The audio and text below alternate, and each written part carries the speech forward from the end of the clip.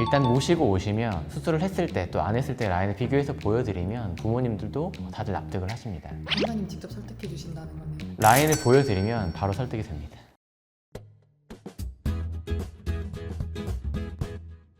안녕하세요. VN 성형외과 성형외과 전문의 김태훈입니다. 수험생 여러분들 수능 보느라 정말 고생 많으셨습니다. 이 영상을 보는 분들은 수능 끝나고 상수하기가 버킷리스트에 있는 분들이겠죠. 이 영상 끝까지 보시면 모두들 안전하고 아름다운 상수 하실 수 있습니다.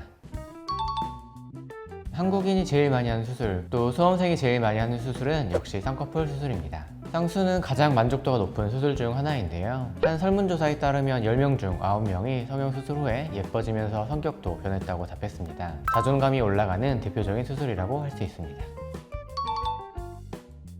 수능 후 쌍수라면은 대부분 인생 첫 성형인 분들이 많을 것 같은데요. 그런 분들에게 조심해야 할 사항 알려드리도록 하겠습니다. 일명 수능 후 쌍수 이렇게 하면 망해요 탑 3.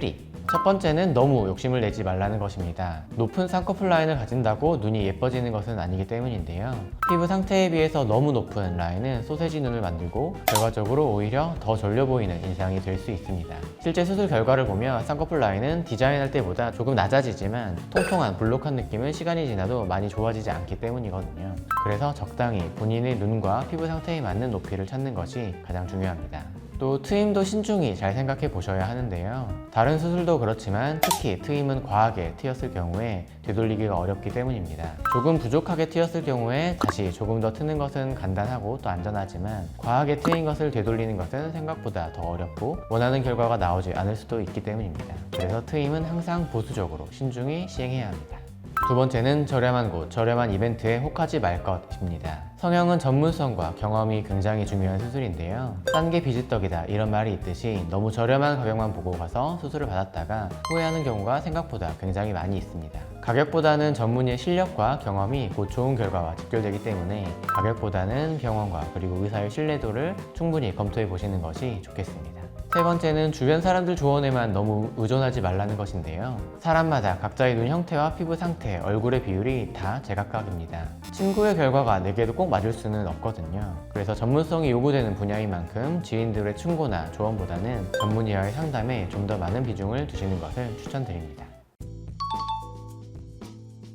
물론 회복 속도는 개인차가 있기 때문에 획일화하여 정해서 말씀드리는 것은 좀 어렵긴 합니다. 그래도 비절개 수술은 개인 편차가 좀 더 적은 편이기 때문에 보통 2주에서 3주 정도면 많이 자연스럽게 회복이 됩니다. 한 달 정도 뒤면 잠붓기는 조금은 남아있겠지만 크게 어색하지 않을 것이기 때문에 OT 한 달 정도 전이면 수술을 받아도 충분히 괜찮을 것 같습니다. 절개는 일반적으로 비절개보다는 회복 기간이 좀 더 오래 걸리기도 하지만 또 개인별 편차도 더 큰 편입니다. 절개를 하더라도 한 3, 4주 정도면 거의 자연스러워지는 분들도 많이 계시지만 그 2달에서 3달 정도까지도 약간 티가 난다고 하시는 분들도 계시거든요. 그래서 절개를 고려하신다면 조금 더 여유 있게 한두 달 정도 시간을 가지고 수술을 받으시면 더 좋을 것 같습니다. 수능 끝나고 예뻐지고 멋있어지고 싶은 마음 충분히 이해를 하지만 그래도 수술하고 한 달 정도까지는 과격한 힘쓰는 운동은 조금은 피하셔야 합니다. 갑자기 심박수가 많이 오르거나 혈압이 높게 오르면 뒤늦게 출혈이 생기거나 붓기가 다시 심해질 수도 있고 또 회복 기간이 더 느려질 수도 있기 때문입니다. 과격한 운동보다는 가벼운 산책 등이 회복에 더 도움이 되기 때문에 한 달 정도는 가벼운 스트레칭과 산책 위주의 운동을 하시는 것이 좋습니다. 적어도 수술하고 한 달까지는 음주와 흡연도 금기입니다. 혈액순환을 방해하기 때문에 회복도 늦추고 또 염증 가능성을 높이기 때문입니다. 먼저 여러 사진들을 보면서 본인이 선호하는 라인을 먼저 정하는 것이 필요하겠고요. 그리고 나서 직접 상담을 통해서 본인이 생각했던 라인이 본인 눈에 맞는지 직접 라인을 잡아보면서 비교해 보시면 도움이 되실 것 같습니다. 연예인 사진 들고 가면 똑같이 만들어 주시나요? 근데 최대한 비슷하게 만들어 드리려고 하는데 피부 상태에 비해서 너무 두꺼운 쌍꺼풀 혹은 너무 높은 쌍꺼풀을 원한다 그러면 라인은 비슷하더라도 본인에게 안 어울리고 좀 소세지 눈이 된다거나 어울리지 않고 예쁘지 않은 눈이 될 수 있습니다. 그래서 최대한 비슷한 라인을 고려해서 보여드리지만 거기에서 이제 본인에게 맞게 어느 정도 조정을 해드리고 있습니다.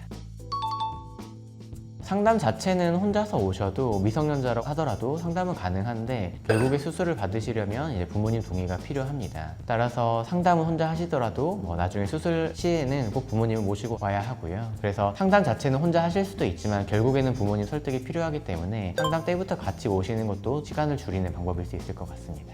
일단 모시고 오시면 수술을 했을 때 또 안 했을 때 라인을 비교해서 보여드리면 부모님들도 다들 납득을 하십니다. 간호사님 직접 설득해 주신다는 거네요. 라인을 보여드리면 바로 설득이 됩니다.